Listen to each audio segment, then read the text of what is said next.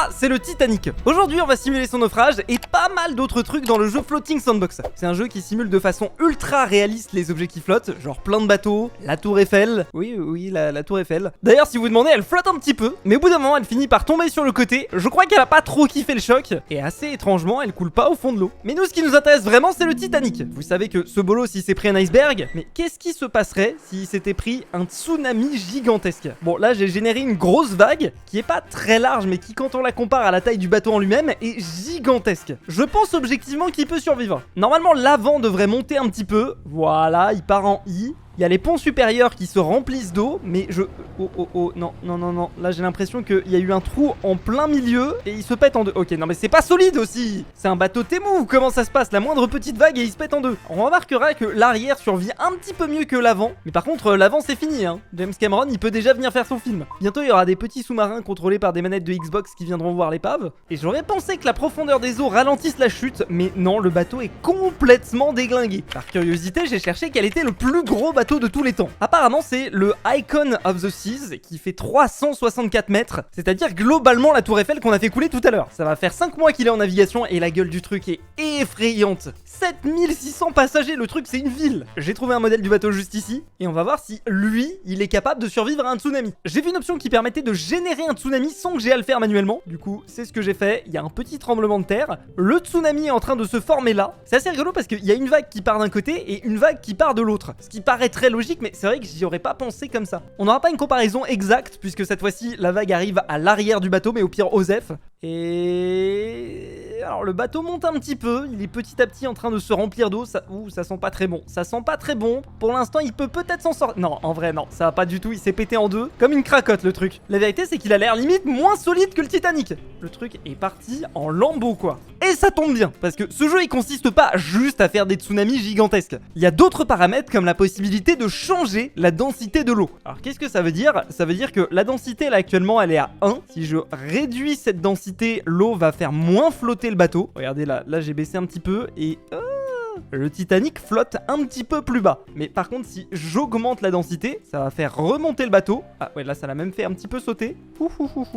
C'est un peu stressant. Mais globalement ça veut juste dire que le bateau flotte beaucoup mieux. Alors du coup qu'est-ce qui se passe si je mets la densité vraiment très basse? Oh là. Ok non, il va couler. Il va vraiment pas kiffer. Quoique il arrive à peine à flotter le frérot hein. Ouais non, je pense que c'est finito hein. Dites-vous que si je mets la densité à 0, c'est comme si le bateau était dans l'air. Il descend juste hyper vite. Et il va d'ailleurs très probablement se fracasser à une très grande vitesse sur le sol puisqu'il est plus ralenti par l'eau. Mais inversement, si j'augmente trop la densité... Voilà, oh là je l'ai fait sauter le truc. C'est un miracle qu'il ait pas coulé là. Je vais augmenter petit à petit la densité, ça devrait le faire remonter. Oh là là, il se plie là à une... Non, il se casse.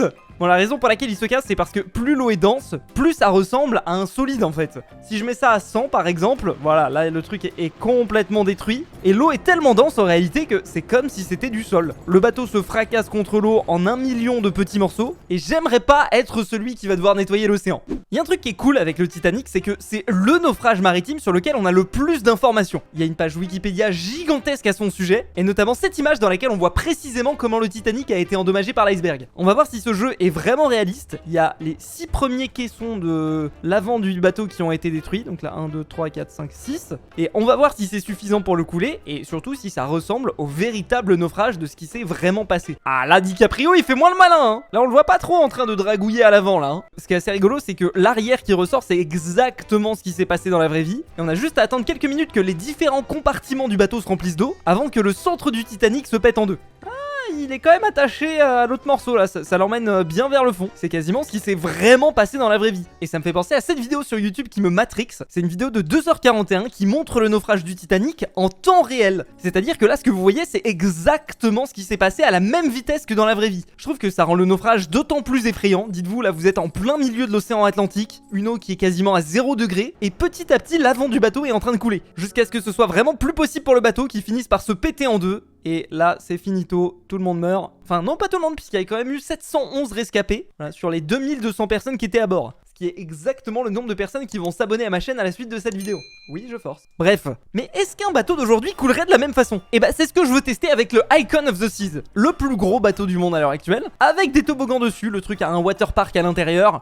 toujours plus. Mais qu'est-ce qui se passe si je détruis les 6 premiers caissons du bateau à l'avant? Parce que oui, en fait, ça c'est une bonne pratique quand on construit un gros bateau, c'est qu'on sépare la coque en plusieurs caissons, de façon à ce que s'il y a des dégâts dans un seul caisson et que l'eau rentre à l'intérieur, ça ne coule pas tout le bateau, ce qui est plutôt smart si vous voulez mon avis. Donc premier caisson, deuxième caisson, troisième caisson, 4, 5...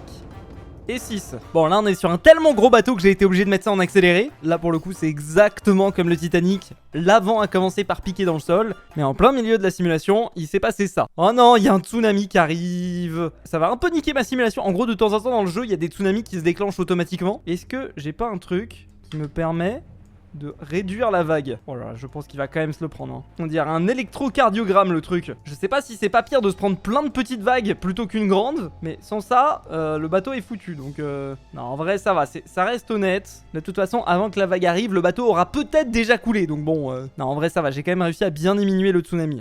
Bon là, objectivement, je pense qu'on est sur la fin. Le bateau est sur le point de faire un 360 et il est littéralement en train de se remplir de flotte. Donc non, les bateaux récents couleraient aussi contre un iceberg, mais par contre ils se casserait pas. Bon, et y a plus. Recrutez Fuse pour tous vos bruitages. Retour sur le Titanic, il y a un truc que j'ai envie de tester. J'ai un outil qui me permet de déplacer le bateau. Qu'est-ce qui se passe si genre je mets le Titanic un tout petit peu au-dessus de l'eau et que je le relâche? Est-ce qu'il va se péter en deux? Non. Alors juste il se remplit un petit peu d'eau, mais j'ai l'impression que c'est pas suffisant pour le couler. Je crois pas en tout cas. C'est limite mais ça passe. Un tout petit peu plus haut. Et par un tout petit peu plus haut, je veux dire sa propre taille en hauteur. Je pense que là il va se péter en deux, c'est pas possible. Non. Ok, bon là par contre vraiment... Ah si quand même en remontant. C'est en remontant qu'il se casse. Moi je veux un truc où vraiment le moment où il touche l'eau il se pète. Mais non mais c'est un truc de fou.